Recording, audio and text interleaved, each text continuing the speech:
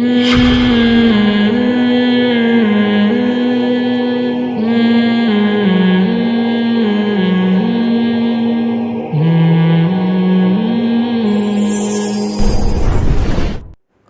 اللہ صلی اللہ علیہ وسلم نے فرمایا اللہ نے ہمیں جو 2 دن دیے وہ ان دنوں سے دوسروں کی عیدوں سے بہتر ہیں۔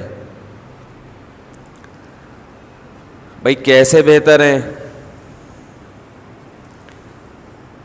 آپ مسلمانوں کی عیدوں میں اور غیر مسلموں کی عیدوں میں فرق دیکھیں تو آپ کو بالکل واضح نظر آئے گا۔ غیر مسلم جب عید مناتے ہیں تو اس کی کوئی لاجک نہیں ہوتی، ویسے ہی انہوں نے کوئی دن فرض کر لیا ہوتا ہے کہ اس دن ہم نے خوش ہونا ہے۔ سمجھ میں آ رہی ہے بات؟ بھائی اس دن ہم نے کیا ہونا ہے؟ خوش ہونا۔ بھائی وہ ہندوؤں میں ہولی ہوتی ہے نا، آج ہولی منائیں گے، بس چلو وہ خوش ہو جائیں گے۔ جب ہم خوش ہوتے ہیں نا تو اس کے دو وجہ ہوتے ہیں، یعنی 2 طریقوں سے انسان خوش ہوتا ہے۔ ایک تو یہ کہ خوشی کی کوئی وجہ ہو، اگر کوئی وجہ ہوتی ہے تو خوشی منائے بغیر بھی انسان خوش ہوتا ہے اگر کوئی وجہ ہو۔ وجہ نہ ہو تو پھر کسی کے مشورے پہ خوش ہونا تھوڑا مشکل کام ہے۔ بھائی پھر لوگ آپ سے کہتے ہیں نا خوش ہو جاؤ، تو آپ کہیں کیوں خوش ہوں؟ ویسے ہی خوش ہو جاؤ، تو آپ خوش ہوں گے لیکن آپ کو خوش ہونے میں تھوڑا ٹائم لگے گا، اور پھر بھی اس طرح سے خوش ہو نہیں پائیں گے۔ وہ خوشی مصنوعی ہوگی، بناوٹی ہوگی۔ جیسے ایک ہنسی فنکاروں کی ہوتی ہے اور ایک واقعی کسی کو ہنسی آئے، دونوں میں فرق ہوتا ہے نا۔ ارے کسی نے لطیفہ سنایا فی البدیہی، آپ پہ ایک دم کھلکھلا کے ہنس پڑے، روکنے کے باوجود آپ ہنسی کو روک نہیں پا رہے، تو یہ ہنسی منائی نہیں جا رہی بلکہ باقاعدہ اندر سے ہنسا جا رہا ہے، اور اس کو روکنا مشکل ہے۔ اور ایک ہنسی وہ ہوتی ہے جو منائی جاتی ہے، جیسے فنکار لوگوں کو ڈرامے میں اسکرپٹ لکھ کے دی جاتی ہیں کہ اس موقع پہ آپ نے کیا کرنا ہے؟ ہنسنا ہے، تو وہ تکلف کر کے ہنسے گا، جو جتنا بڑا ایکٹر ہوگا وہ اسی حساب سے ہنسے گا۔ ایک رونا ہوتا ہے کہ آپ کو غم کی بات سنائی گئی، آپ رو پڑے، اور ایک رونا ہوتا ہے کہ آپ کسی کے مشورے پر فنکاری کر کے باقاعدہ رو رہے ہو۔ بہت سے لوگ مثال سب کو پتہ ہی ہے کہ وہ باقاعدہ آرڈر پہ روتے ہیں۔ تو یاد رکھو جیسے ایک رونا اس کی کوئی ریزن ہوتی ہے، رو پڑتا ہے، اور ایک بناوٹی رونا ہے، دونوں میں زمین آسمان کا فرق ہے۔ ایک خوشی حقیقی خوشی، ایک بناوٹی، دونوں میں زمین آسمان کا فرق ہے۔ ایسے ہی ایک عید وہ ہوتی ہے جس کی کوئی ریزن ہو، اور ایک ہوتی ہے جس کو لوگوں نے بیٹھ کے خود بخود فرض کر لیا ہو۔ دونوں تہواروں میں زمین آسمان کا فرق ہوتا ہے۔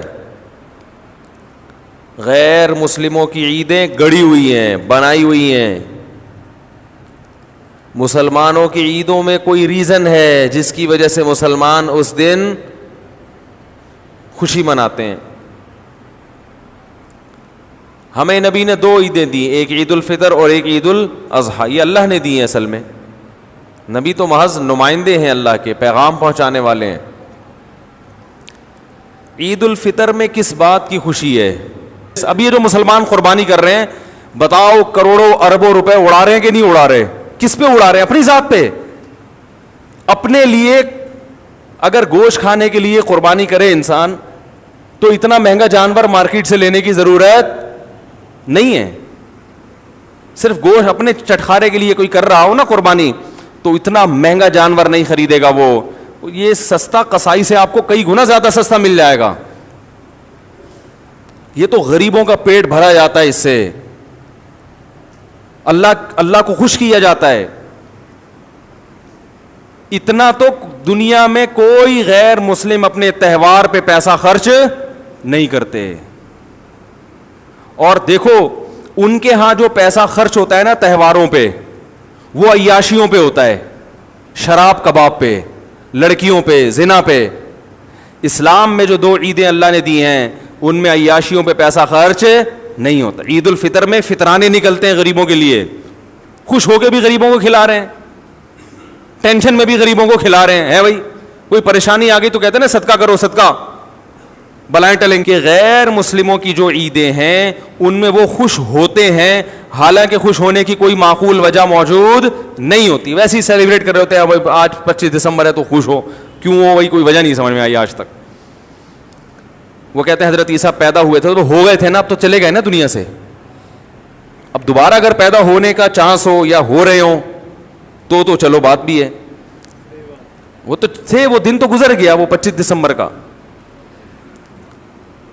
جبکہ مسلمان جو خوشی مناتا ہے سچی مچی کی ہوتی ہے, اور اس میں دونوں وجہ, روحانی بھی اور جسمانی بھی. عید الفطر کس بات کی خوشی ہے؟ 1 مہینہ رمضان کے روزے رکھنے کی اللہ نے توفیق عطا فرما دی. یہ معمولی عبادت نہیں ہے. عام دنوں میں 1 روزہ رکھ کے آدمی چکرا جاتا ہے.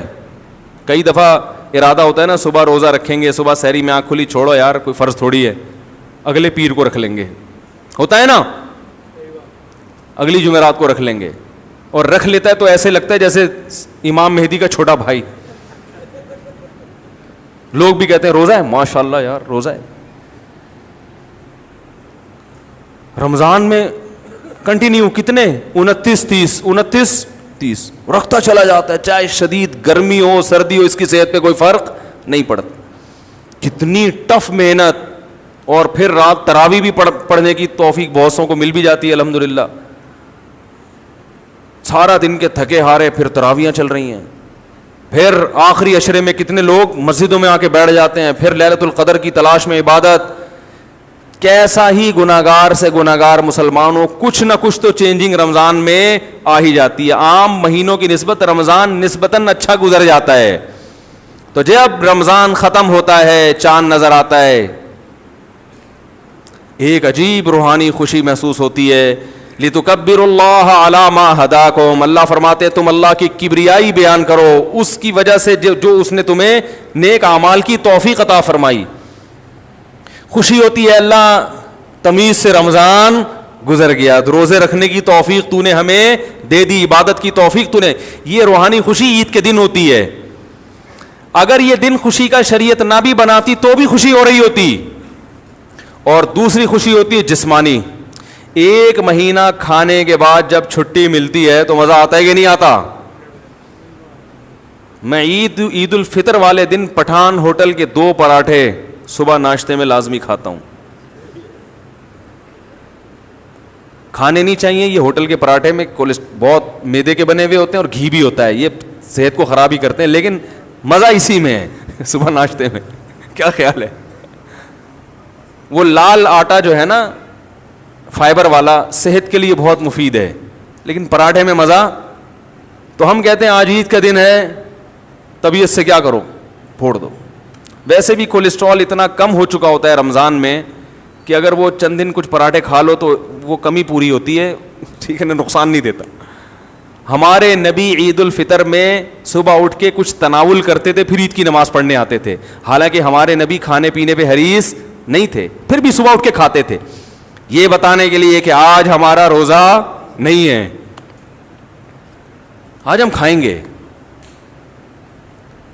تو روحانی خوشی بھی ہے اور جسمانی بھی. 1 مہینہ کسی غیر مسلم کو بولو بھوکا رہ کے دکھاؤ, پھر تمہیں جب چھٹی ملے گی نا دیکھو کیسا مزہ آتا ہے. اور کئی دنوں تک یہ احساس رہتا ہے, کوئی چیز کھانے کی سامنے آتی ہے, ایک احساس ہوتا ہے روزہ ہے, پھر پتہ چل نہیں روزہ نہیں ہے, کھا لو. تو خوشی ہوتی ہے روحانی بھی اور جسمانی بھی. عید الاضحیٰ میں بھی ایسا ہی ہے. ایک روحانی خوشی عید الاضحیٰ کی, وہ خوشی یہ ہے کہ اللہ کے انتہائی محبوب خلیل اللہ جو ہر قربانی میں ہر آزمائش میں پورے اترے, اپنے معصوم بیٹے کو ذبح ہونے کے لیے لٹا دیا. اللہ کو یہ عمل اتنا پسند آیا کہ اللہ نے کہا کہ میرے خلیل کی محبت میں اس جانور کو ذبح کرو جو دنیا میں سب سے قیمتی سمجھے جاتے ہیں. دنیا میں خوراک میں سب سے لذیذ اور قیمتی خوراک گوشت سمجھی جاتی ہے.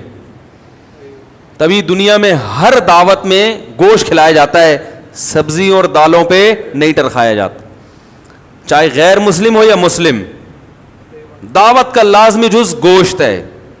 آپ نے بیٹے کا ولیمہ کیا, بہترین قسم کے دال چاول پکایا آپ نے, اور اچار اور رائتا اور تمام لوازمات کے ساتھ. لوگ دوبارہ آپ کے کسی بچے کے ولیمے پہ نہیں آئیں گے. کیا خیال ہے؟ ہر لذیذ کھانے کا بنیادی عنصر کیا ہے؟ گوشت. پہلی بات تو یہ کہ انسان کی بنیادی ضرورت ہے کھانا پینا. اللہ نے کھانے پینے کی چیز کو ہلاک کرنے کا حکم دیا, جو سب سے بنیادی ضرورت کی چیز ہے.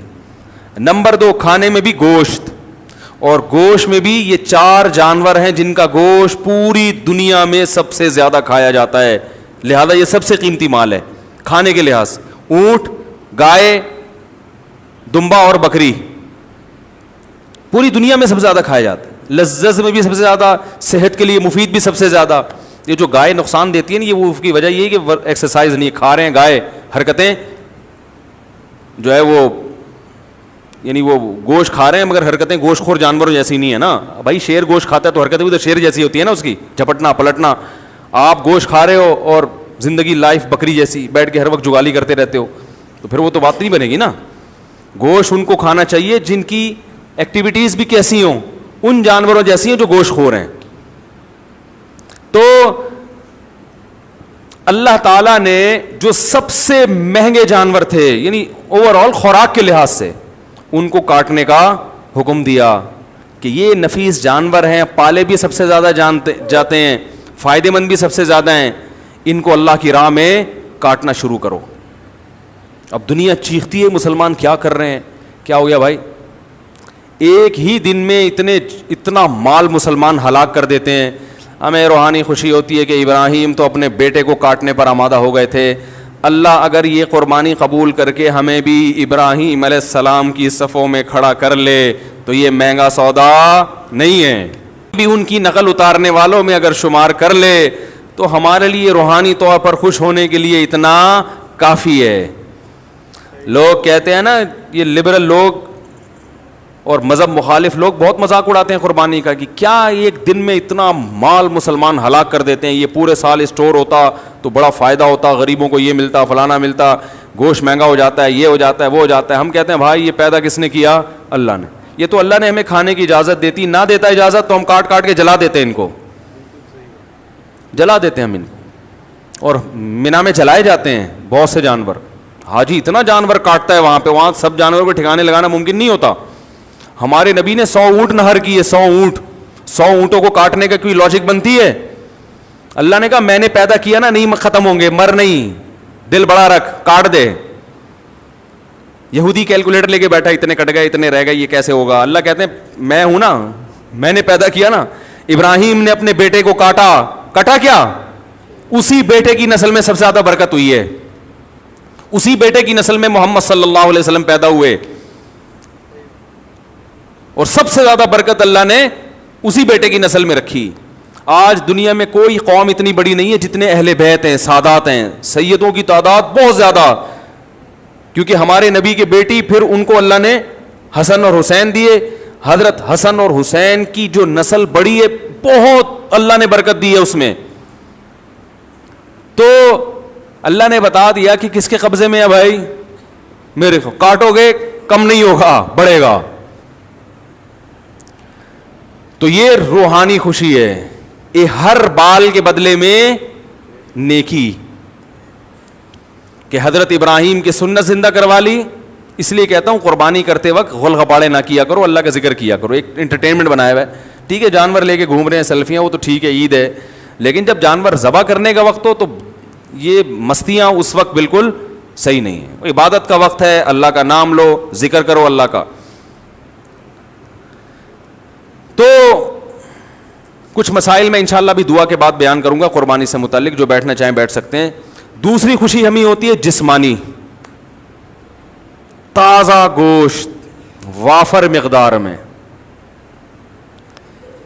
ٹھیک ہے آپ ہوٹل سے خرید کے کھاتے ہیں پورے سال, اللہ نے آپ کو پیسہ دیا ہے, وہ لذت نہیں ہوتی اس میں جو لذت اللہ نے قربانی کے گوشت میں رکھی ہے. پتہ نہیں کس کس قسم کے گوشت, پانی والا گوشت ہے.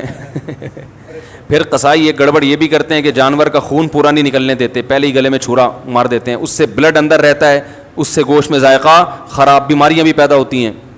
قربانی کا گوشت اپنے سامنے کٹا ہوا جانور ہے, اور بڑی بات یہ کہ اس کی نسبت اللہ کی طرف ہے. اللہ یہ تو جانور اللہ کی ملکیت میں چلا گیا. اب اللہ نے ضیافت کی ہے کہ میری طرف سے کھاؤ, تبھی ان دنوں میں روزہ رکھنا حرام ہے. کتنی بڑی دلیل ہے کہ اس گوشت کی نسبت اللہ اپنی طرف کرتا ہے. اللہ کہتا ہے روزہ رکھا تو میری دعوت کو ٹھکرا رہے ہو, حالانکہ روزہ بھی اللہ کے لیے رکھ رہے ہیں نا. اللہ کہتے ہیں میرے لیے بھی روزہ رکھنے کی اجازت نہیں ہے. یہ تو بڑا جرم ہے کہ جو تمہاری دعوت کر رہا ہے اسی کے لیے تم نے روزہ رکھ لیا. یہ ایسے ہی جیسے آپ کے ابا نے آپ کو دعوت پہ بلایا, آپ گئے روزہ رکھ کے, ابا نے کہا بیٹا کیوں روزہ رکھا, آج تجھے پتہ نہیں تھا میں نے دعوت کی ہے, تو ابا میں نے آپ کو خوش کرنے کے لیے روزہ رکھا ہے. ابا کہے گا واہ بھائی واہ, ہمیں یہ تو منہ چھڑانے والی بات ہو گئی. تو روزہ رکھنا حرام, اور قربانی کے 3 دن ہیں, 10, 11, 12. روزہ چوتھے دن بھی حرام, کیونکہ گوشت چوتھے دن بھی وافر مقدار میں موجود ہوتا ہے. 5ویں دن سے رکھو, تمہاری مرضی, کھاؤ نہیں کھاؤ. تو کتنی بڑی اللہ کی نعمت, خوب وافر میں. ابھی سے بہت سے لوگوں نے گوشت کھانا چھوڑ. کل کسی کے یہاں ہم تھے تو چکن پکایا ہوا, ہم نے کہا آپ بھی چکن کھاتے ہیں, اس نے کہا ابھی میٹ آنے والا ہے نا. آنے والا ہے. اور بدبخت ہیں وہ لوگ جو قربانی کا گوشت نہیں کھاتے, تکبر کرتے ہیں کہ ہم تو پورا سال گوشت کھاتے ہیں, ہمیں کیا کھانا ہے. آپ کھاتے ہوگے اپنے خرچے پہ, یہ کس کے خرچے پہ ہے, یہ اللہ کے خرچے پہ کھا رہے ہو, ٹھیک ہے نا, تو کھا لیا کرو. بڑا گوشت نقصان دیتا ہے تو بکرے کی قربانی کر لو, دمبا کر لو, دمبے کی چربی کھاؤ. اور پھر بھی نقصان دے رہی ہے تو اگلے دن جاگنگ کرو. ایسا نہ ہو کہ مجھے کوئی جاگنگ کرتے ہوئے دیکھے تو سمجھے کہ مفتی صاحب نے آج بہت کھایا ہے. میں ویسے بھی جاگنگ کر لیا کرتا ہوں جب موڈ ہوتا ہے, حالانکہ کم کھایا ہوا ہوتا ہے, پھر بھی کر لیتا ہوں. یہ میں پہلے بتا رہا ہوں کہ یہ لوگ میرے اتنا کلپ بنا کے جاگنگ کا لگا دیں گے, اور ایک میں نے اس دن نہاری بہت کھائی تھی تو جاگنگ کی تھی, تو اس کا مطلب آج بھی انہوں نے بہت کھایا ہوا ہے. ایسا نہیں ہے, وہ اتفاق سے ایک واقعہ ہو گیا تھا, کم کھا کے بھی الحمدللہ. جاگنگ تو ویسے بھی بہت ضروری ہے زمانے میں بھائی. تو کم کھائیں, جاگنگ کریں, پھر فٹ رہیں گے. زیادہ کھانے سے جاگنگ بھی کرو گے نا کبھی کبھار ہی فائدہ ہوگا, ورنہ پھر وہ مستقل اگر اسی کو عادت بنا لی کہ یہاں تک کھانا ہے, صبح جاگنگ کرنا ہے, یہاں تک کھانا ہے, تو وہ ایک دن میدا پڑ جائے گا, بولے گا یار بیوقوف بنا کسی اور کو بھائی, تو میدا بولے گا ہاتھ جوڑ کے یہ بس بہت ہو گئی. تو ہر چیز وہ وقتی طور پر ایک چیز ہوتی ہے. اس کی مثال ایسے جیسے آپ ہاضمے کا چورن رکھو, کبھی زیادہ کھا لیا تو ہاضمے کا چورن کھا لو. اب آپ ہمیشہ زیادہ کھا رہے ہو کہ چورن کھا لوں گا, یہ تو فائدہ, یہ تو نقصان کی چیز ہے نا. وہ تو کبھی زیادہ کھا لیا تو چورن کھا لو, پہلے سے چورن رکھا ہوا ہے کہ آج میں نے زیادہ کھانا ہے پھر چورن بھی کھانا ہے. یہ صحیح نہیں ہے, کبھی کبھار ہوتا ہے, ہمیشہ نہیں ایسا ہوتا. تو جسمانی خوشی بھی ہے, گوشت وافر مقدار میں کھانے کو ملے گا, تازہ اور وہ گوشت جس کی نسبت اللہ کی طرف ہے. ہندو نہیں کھاتے گوشت, نہ کھاؤ, ہمیں خوشی ہے آپ کے نہ کھانے سے, ہمیں خوشی ہے.